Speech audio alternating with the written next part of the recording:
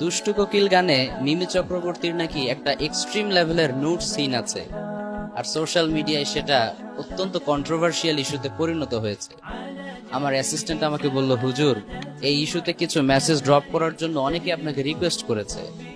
তো actually two be honest, আমি কিন্তু খুবই ব্যস্ত মানুষ, এজন্য ইচ্ছা থাকা সত্ত্বেও সব ইস্যুতে ইন্টারাপ্ট করার স্কোপ আমার হাতে থাকে না। But I think it's a very sensitive and important issue for us. That's why তোমাদেরকে কিছু মেসেজ ড্রপ করছি।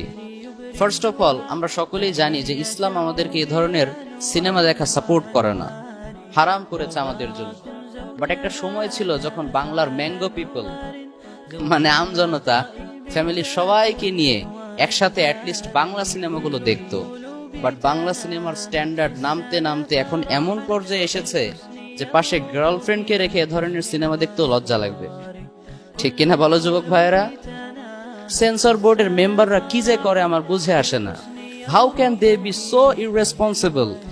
একটা সিনেমা পাবলিশ করার পূর্বে সেটা ভালো করে মনিটরিং করে অ্যাটলিস্ট এক্সট্রিম লেভেলের নোট সিনগুলো ডিলিট করা তো তাদের রেসপন্সিবিলিটি ছিল।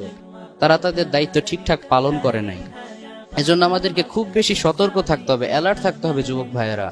নিউজ ফিডে যদি এ ধরনের কোনো কন্টেন্ট তোমার সামনে চলে আসে, জাস্ট ইগনোর দ্যাট।